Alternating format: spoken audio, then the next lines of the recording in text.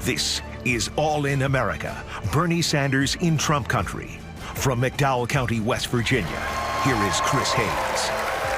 Good evening from the Mountain View High School in McDowell County, West Virginia, where we've come for a show we are calling Bernie Sanders in Trump country. All right, President Trump, of course, did get 75% of the vote in the general election here in McDowell County. And he made a lot of promises to the people here. First and foremost, the return of jobs in the coal industry, whose decline has decimated McDowell County. This is also a place where Obamacare has been a lifeline for many people. People who could lose access to vital coverage under the GOP health care plan. And tonight, we're going to talk about all of that with members of this community, as well as with Senator Bernie Sanders, who joins me now.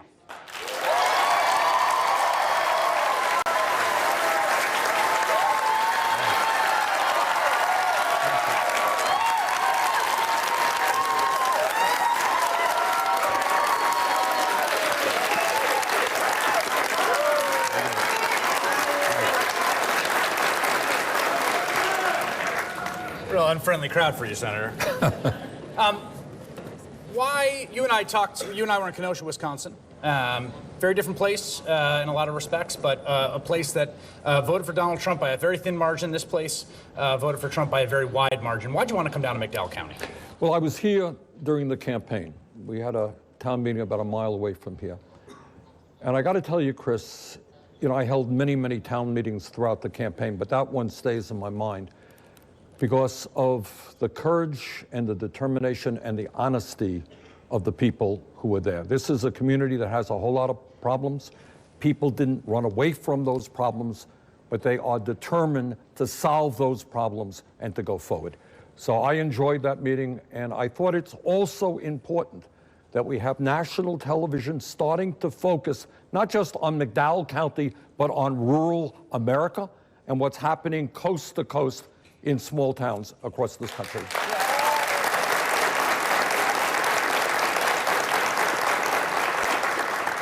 We're here in McDowell. McDowell has a bunch of specific challenges, some of them having to do with the coal industry and other things that we're going to get to. But it's also not, in some ways, that different from the rest of West Virginia or the rest of Appalachia or even big parts of your state in Vermont. Absolutely. In my state of Vermont, we are seeing, and this is really sad, and it is extremely upsetting, we are seeing young people leaving our small towns because they can't find decent jobs. And these are kids who wanted to stay in Vermont, and that's going on all over this country. So what we're seeing is an exodus of jobs in rural America. We're seeing a lot of educational challenges, kids who can't afford to go to college. We're seeing environmental problems. We're seeing healthcare problems. So the problem here may be a little bit more severe. But what we're going to talk about tonight, in fact, is taking place in many, many hundreds of small towns throughout this country. You know, there's a lot of promises that got made to places like McDowell County and to rural America in the campaign, particularly. President Trump promised to bring coal jobs back. He recently, I want to play a little bit of sound of him saying that he made good on a promise when he had a bunch of coal miners into the Oval Office to sign a piece of legislation that would repeal a law that prevented coal companies from polluting streams. Take a listen. This is HJ Resolution 38, and that will eliminate another terrible job-killing rule, saving many thousands of American jobs, especially in the mines, which I've been promising you. We're going to fight for you like I promised I would in the campaign, and you were very good to me, and I'm going to be even better to you. I promise you that. That's the president signing a piece of legislation promising to bring jobs back to coal country places like here in McDowell County. We've got some residents of McDowell County up there. Philip, you just got hired as a coal miner, am I right? Yep.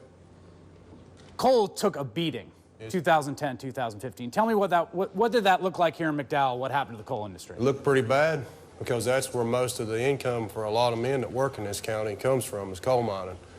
And if you're not mining coal, you're doing a secondary job that doesn't pay nowhere near as much. And you can't support your family. You can't take care of what you have to take care of.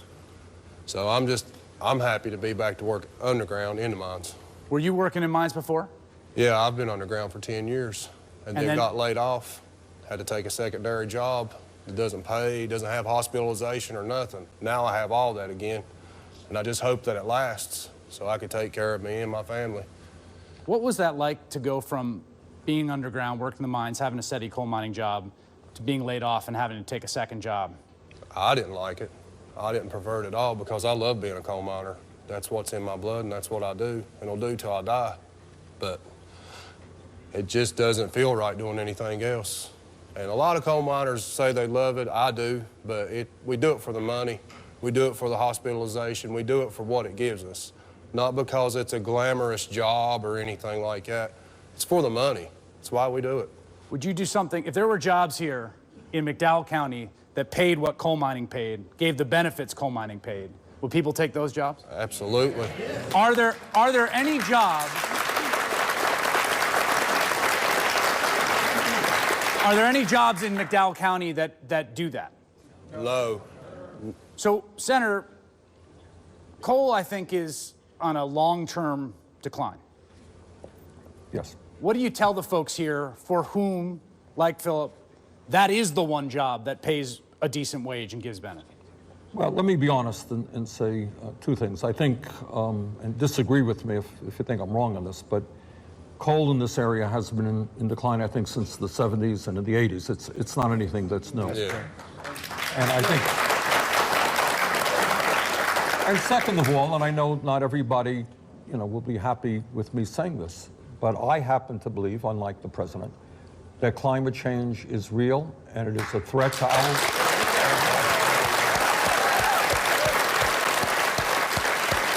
But having said that, I don't hold this gentleman and the coal miners responsible for climate change. All right? In fact, these guys are heroes. I remember I grew up in a rent-controlled apartment house in Brooklyn, New York, and I will never forget the piles of coal. I don't know if it came from here or wherever it came. You kept my house warm. Thank you. All right? So you are not my enemy. But what we have to do is, and in the wealthiest country in the history of the world, what we have to do is to say the choice is not transforming our energy system to protect the planet and throwing people out on the street. The choice is reinvesting in communities that have been devastated by changes in energy and make sure folks have decent paying jobs. And we can do that. We are not a poor country.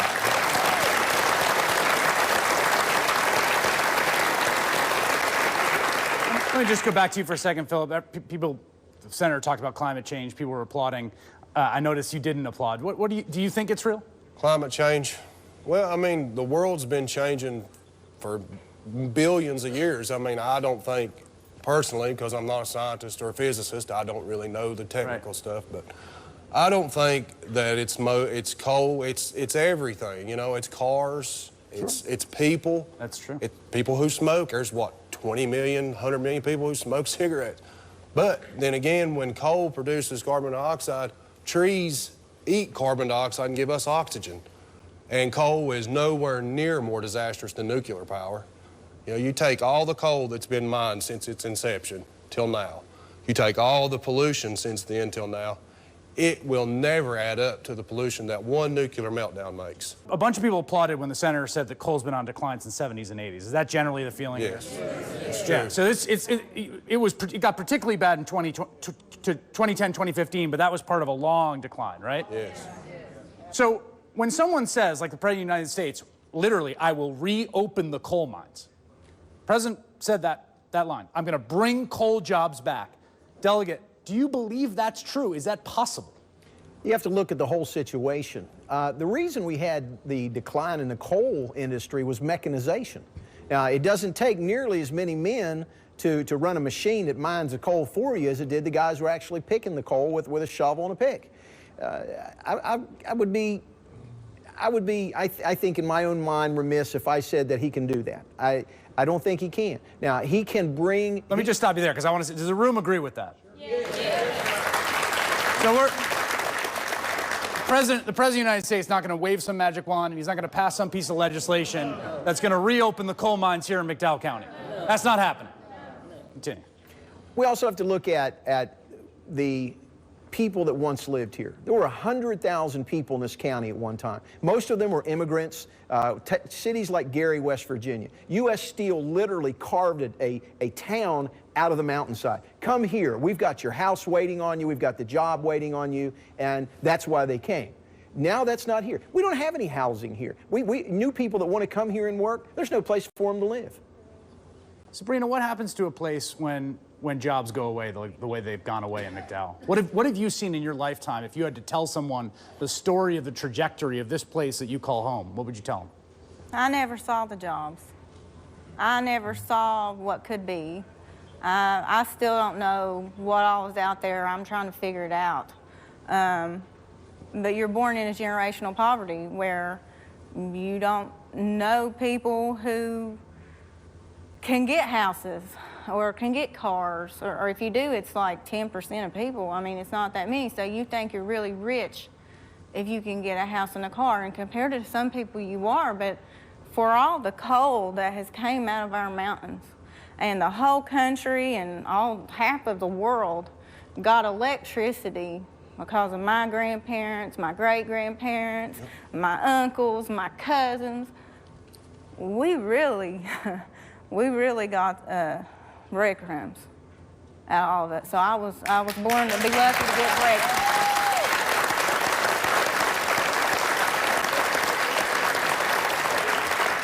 Do you agree with that, Senator? Yeah, of course I do. I mean, you know, these guys are heroes. How many of them, and by the way, while we're talking about the issue, you may know, Phil, that right now there are tens of thousands of coal miners who were promised health care when they retired, whose families were promised pensions, and you got a Congress, including Senator McConnell from the coal state of Kentucky, which is holding up legislation to make sure these families have the health care and the pensions that they were promised. So, if you think about all of the miners who suffered and died from black lung disease and all the other injuries, I would say that as a nation, we owe these folks a great deal. Amen.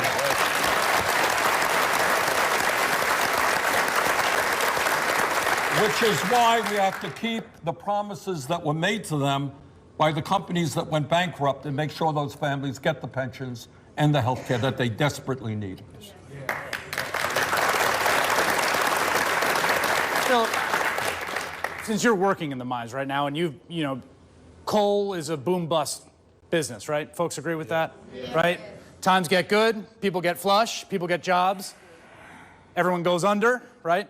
Comes back. There's always that sense maybe it's going to come back. Do you think that the president can get the mines opening again? Can you imagine a future in McDowell where coal really comes back in a big way the way it was in 1980 or 1990? Me personally, I hope it does. I mean, I don't know what the future holds for coal mining, but I know that it would be a great future because, like he said, our infrastructure is crumbling and falling apart, and America makes the best steel. We have the best coal, and we've got the best bunch of men that work in the coal mines in this world. So I believe that we could really rebuild America, not with just McDowell County, of course, but with any county or any state that has coal. I think it should go on until there's no more of it left.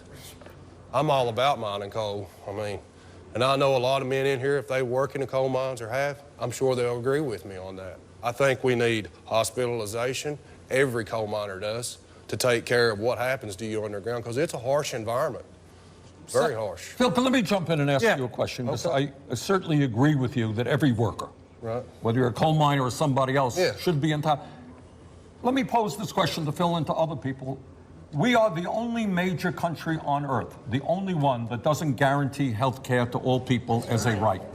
What do you think? Do you think we should join other countries and guarantee health care as a right of all? Yeah, I think every American citizen should have health care. Some way or some shape. That's actually,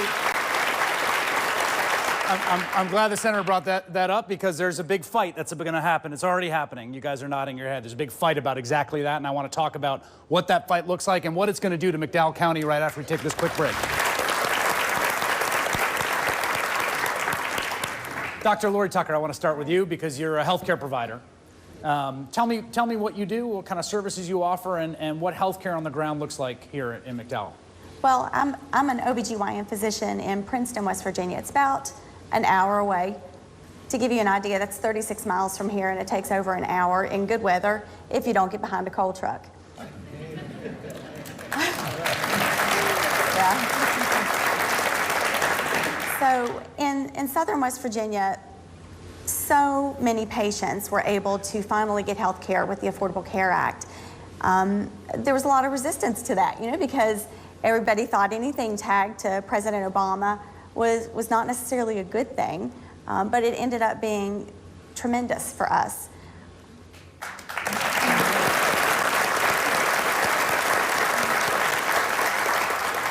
Do you have patients that went through that trajectory of beginning to say, I don't like Obamacare, I don't like this president, to I'm on Medicaid now and I'm actually happy this thing is here? I don't know that they know to appreciate it as much as they should. I can tell you from the time that, that transition 8 years ago started till now, I probably had maybe a quarter of my patients were Medicaid. And now I would say probably 75% of my patients are Medicaid. So that can tell you right now just the tremendous influence it's had, particularly for maternity care.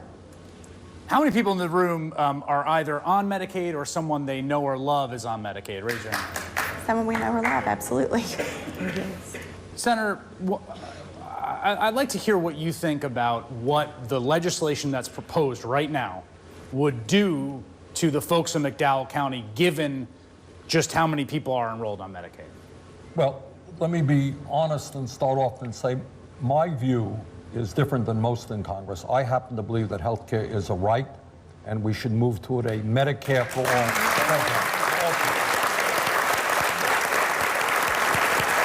It is no small thing that as a result of Obamacare, 20 million more Americans got health care. Mm-hmm. And many of them never in their lives had health care and go to a doctor when they needed to go, or go to a hospital without worried about going bankrupt. So that's a big deal. Now, in West Virginia, ironically, because Trump won this state, by a landslide, you are looking, if the Affordable Care Act, if Obamacare is repealed, we are looking at hundreds of thousands of people who got Medicaid extension losing that. And how many of those folks will die? How many of those folks will lose the opioid treatment that they now have? It is a lot. I don't know exactly, but it is a whole lot.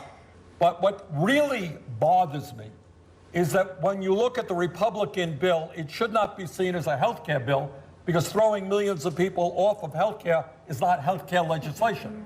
What it should be seen as is a huge tax break for the wealthiest people in this country. 200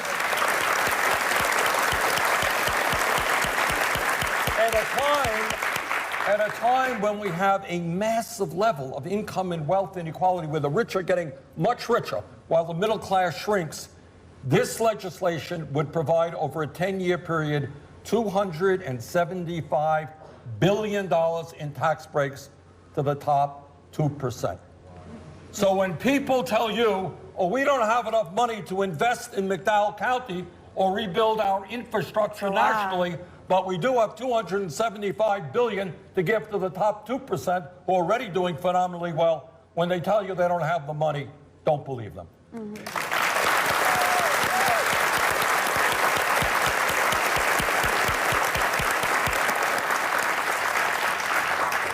Marianne, I want to talk to you because you had a very personal experience with the Affordable Care Act and your son. Tell me about that.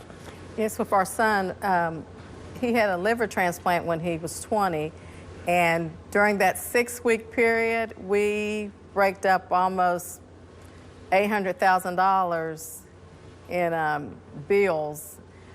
And our insurance, we didn't realize at that time, because it was a very fine print, that we had $1 million lifetime maximum.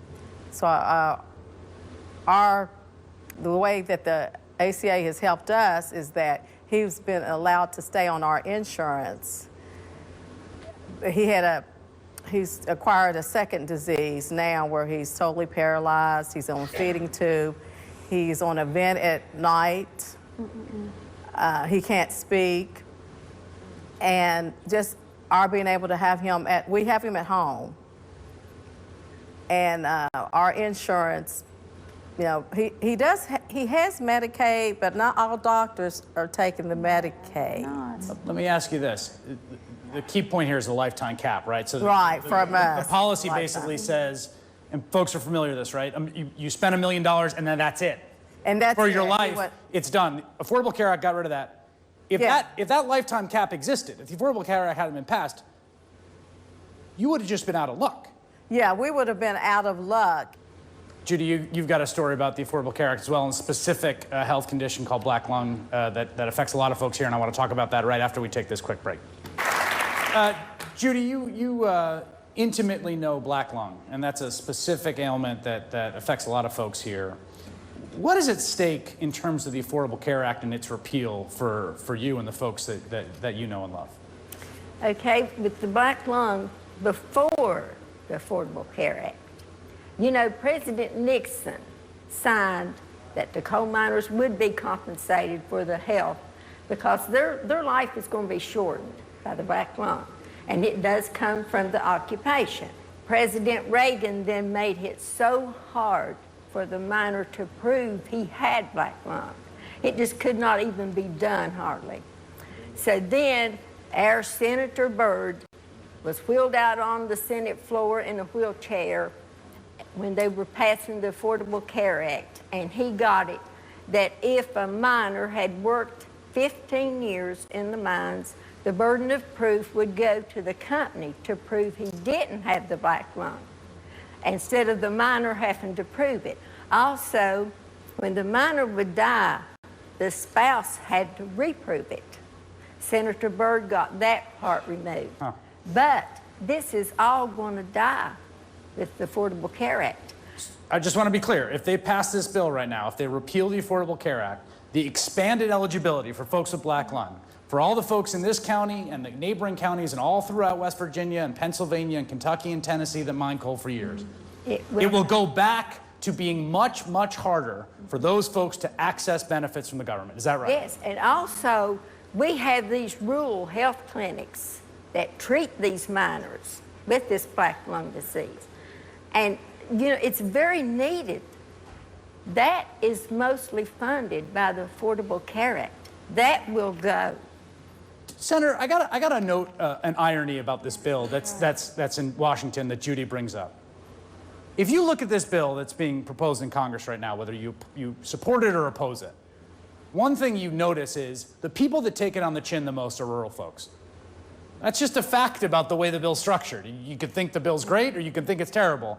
But if you look at the subsidies, if you look at the black lung provisions, I mean, Rural hospitals will be devastated. Rural hospitals, I mean, this bill, whether you think it's great or not, whether you think the Affordable Care Act is to go and you want, quote, more choice, it does seem inevitable that rural hospitals, rural healthcare delivery, and rural folks are going to take it on the chin the most of this bill.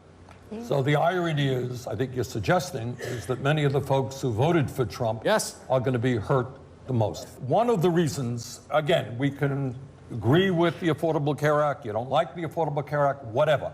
Nobody denies that when a piece of legislation impacts tens of millions of people and many, many hundreds of billions of dollars, it is significant. To the best of my knowledge, as of today, what the Republicans want to do, because they don't want discussion like this about what's in the bill, what they want to do is pass it in a very brief period of time in the House, bring it to the Senate without any hearings at all. Unprecedented for a major piece of legislation like that. So there is a reason why the American Medical Association opposes it, why the American Hospital Association opposes it, why AARP and many groups, the AFL-CIO, many other organizations oppose it. Because it does the things that Judy talked about. It's going to result in people dying because if you don't have health insurance and you get sick, what do? You don't go to the doctor. And by the time you get to the doctor, it could be too late. They don't want to discuss it because this really, again, is not a health care bill. It is a bill, and morally, we should be thinking about it. What does it mean that we throw millions of people off of health care to give huge tax breaks to the wealthiest people in this country? That is not a moral decision. It's not what this country should be about. It's easy to say, to rip apart the Affordable Care Act. You know what? It is not a perfect piece of legislation. Okay, we all agree with that. Deductions have gone up too high. Premiums have gone up. It is not a perfect piece of legislation. The goal should be to improve it, not simply throw it out.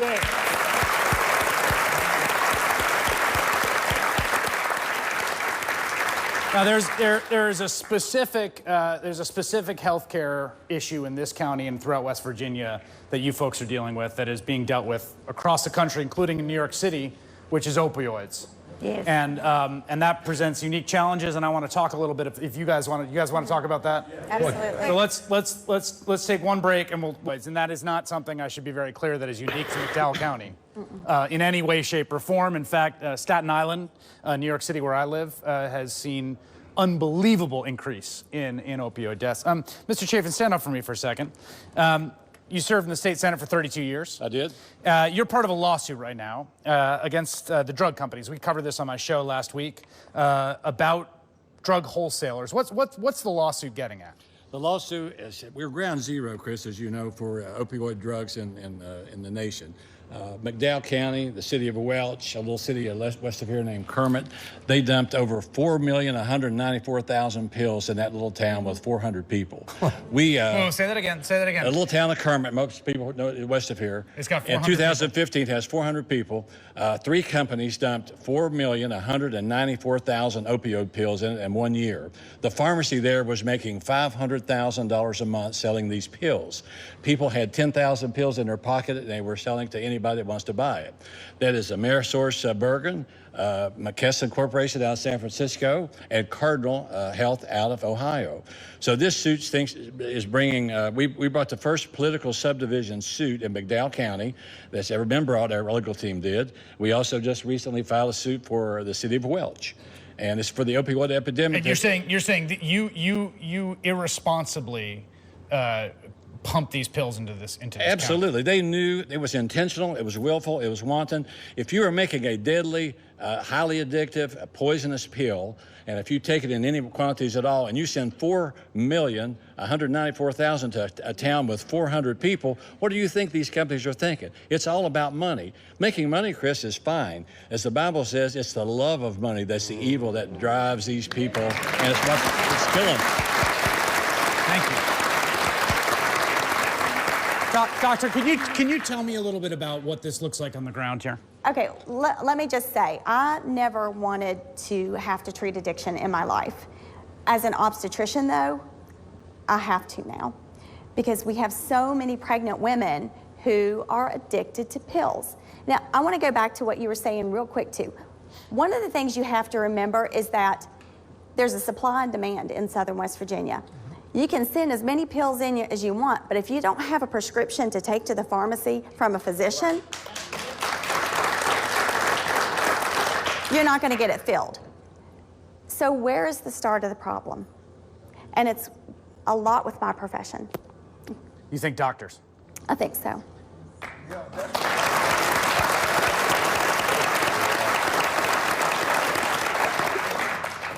Dina, you grew up here, right?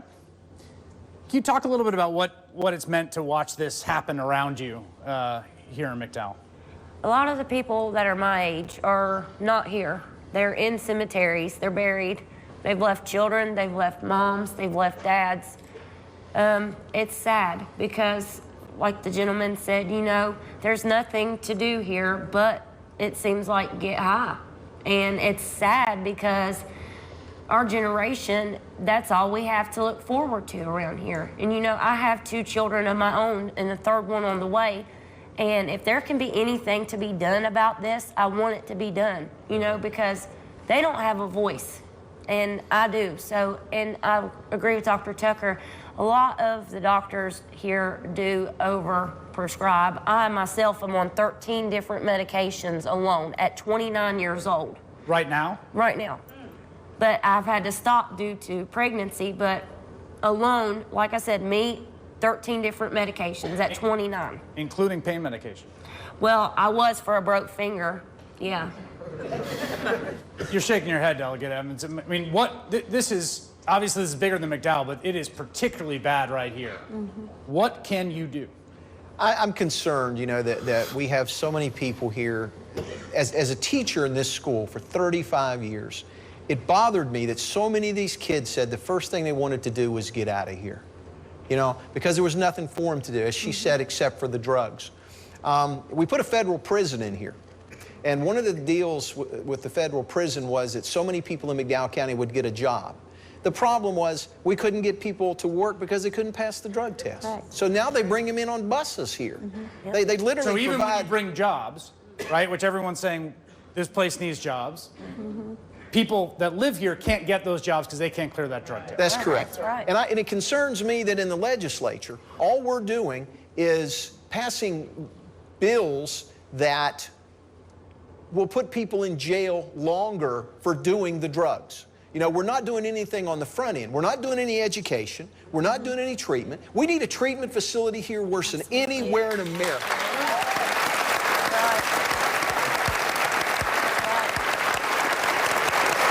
Let me ask you a follow-up question. You're a Democrat. You voted for Donald Trump, I take it, right? I did vote for Donald Trump. All right. When he talked a lot about this on the campaign trail, about opioids.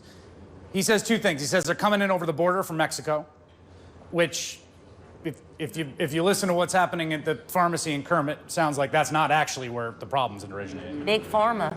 And then the big question to you is, do you trust that the president's going to do any of those things that you're talking about, not taking a law and order, get tough approach, but treatment, investment, things like that? Do you trust that's going to happen? I do not. I said it. We are not doing anything on the front end. Now, if we've got the numbers of pills that Senator Chafin says are coming in just to our little town, let's magnify that by the entire state of West Virginia. Now let's look at all 50 states in America. The amount of pills that's being manufactured and put on the streets for simple profit is just insane.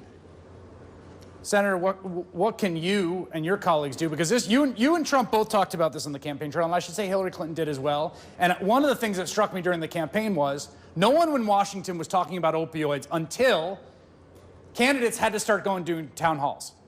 And what happened in the campaign was they started showing up in New Hampshire, and every town hall, all anyone wanted to talk about was opioids. How many people have lost someone in this room? Jesus. Whoa. Yeah. Now the campaign's over, and you know what I hear in Washington, Senator? No one talking about it anymore. I heard about it in the campaign. I heard about it in every town hall. I heard the President of the United States talking about it, and now we got a health bill in front of us in Washington that, frankly, I don't think does any of the things the delegate's talking about. Well, it does the reverse. It does. If you end Medicaid extension and cut back on Medicaid, there will be less treatment available for folks who are dealing with addiction.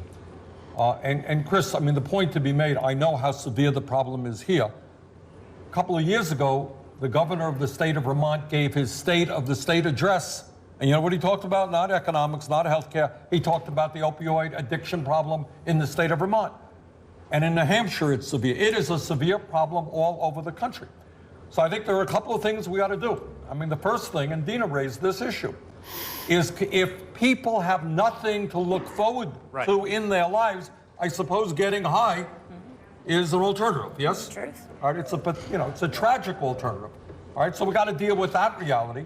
Second of all, putting people behind bars for longer periods of time is not, I think, going to solve the problem. No, it's not. We need treatment centers. Yes. And, you know, in Vermont, we've been fairly aggressive about that, but we certainly, there are no treatment centers right here? No, there are not. We're ground zero of the opioid epidemic, and there are no treatment centers here. There was one that was going to be built here a year or so ago, and there was property available, local entrepreneur working on that. Goes to Charleston, suddenly he's told, money's not here now. Just simply not available, just evaporated. You know, and it's going to get worse because if the Republican plan goes through, mental health, maternity care, addiction treatment, it's going to go by the wayside. And the onus of responsibility is going to be on us folks to take care of our own people. And we can't just keep ignoring it. We're talking about it, but how are we going to get these people treated if we don't have the funds available for it? And if Medicaid gets cut federally and West Virginia has to fund more of that, guess what state's broke? Ours. We don't have the funding to take care of that, so people are going to lose Medicaid people. I want to talk about how we make McDowell County great again when we come back from this break. You're a politician. You're in the middle right now. There's a budget fight happening in the Capitol. And you're a Democrat. You voted for Donald Trump. That's correct. What is your evaluation? We're 50 days into this. What is your evaluation of where this country is headed right now with this president and what it means for the folks here? I think there's a lot of turmoil across the United States of America right now. We're seeing, so many young people protesting different things. We're seeing adults protesting different things. I think the president has got to back up some of the promises that he made, and especially to West Virginia. What about Medicaid specifically? What about this health care bill? We cannot do without Medicaid. The Affordable Care Act also in West Virginia, to lose that will devastate West Virginia. We will have people making the decision whether or not they're going to eat or they're going to have health care. And we have doctors that know this. We have people that are influential enough to say out in public that we need to not do away with the Affordable Care Act, but we need to fix it.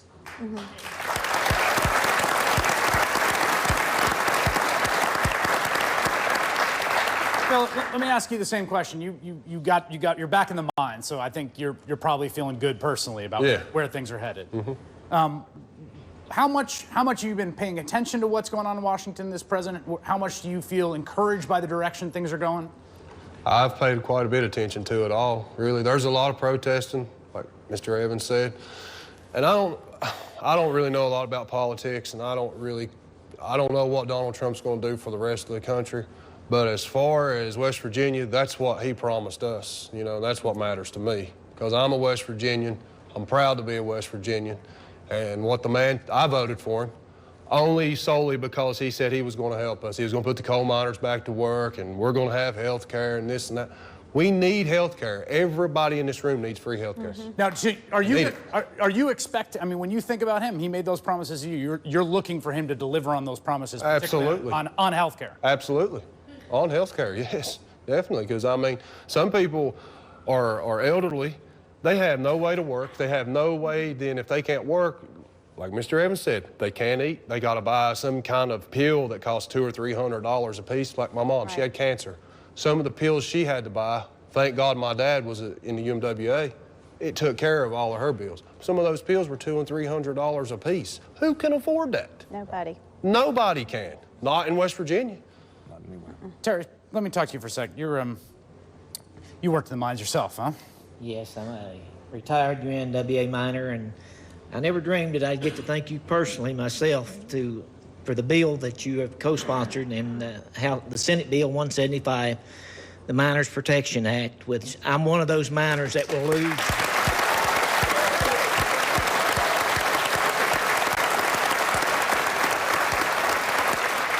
I'm one of those miners that will lose his health care at the end of April if they don't pass that law. I come from local 1440 in Matewan. It's a little old town on down the river where McDowell's water goes to when it leaves McDowell County. And we're one of the largest locals in the UMWA. We have over 800 members, all inactive.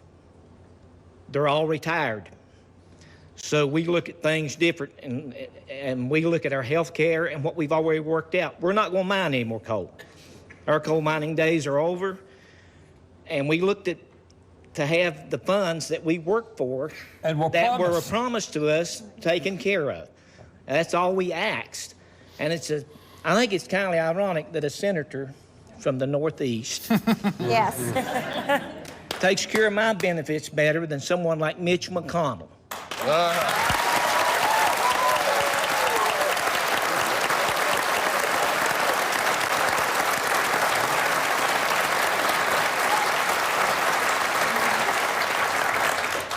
Senator, what would it mean let's think for a second about what it would mean if money were no object, if you could wave a magic wand for a future for places like rural Vermont, rural Kentucky, and this McDowell County.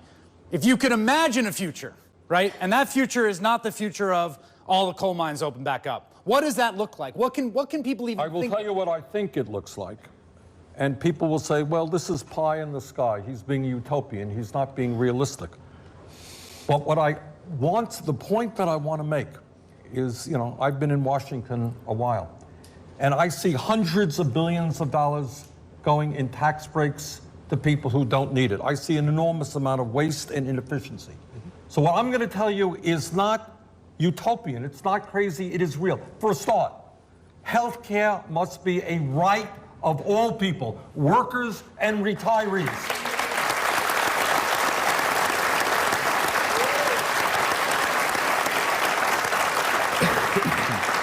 Number two, a $1 trillion investment in infrastructure will improve the quality of life of McDowell County and Vermont and create 15 million jobs. Let's do it. Yeah, that's good.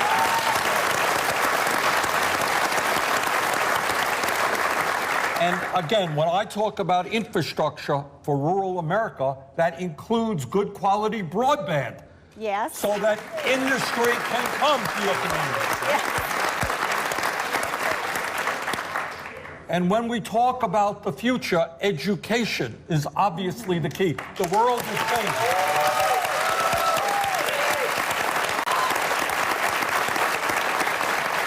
Again, this is not radicalism. I want every kid in Burlington, Vermont, and McDowell County, West Virginia, to know that if he or she studies hard and does well in school, that those kids will be able to go to a public college or university tuition free.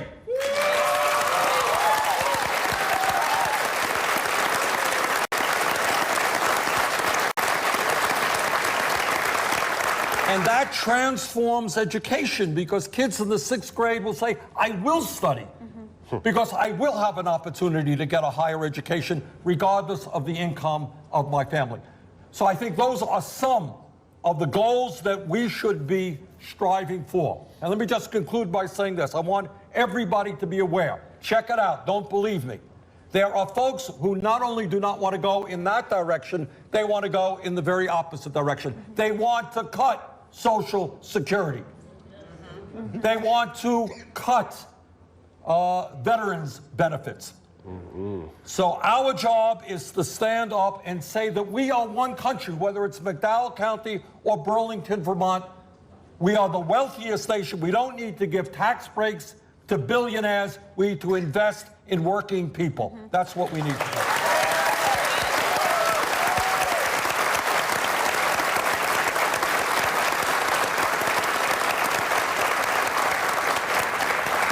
I just want to say personally, I want to thank all you folks from McDowell County for having us. It's been a real pleasure to be here, and I'm happy that we got some time to talk about what's going on here, because it relates to things going on all over this country. So thank you very much for having us.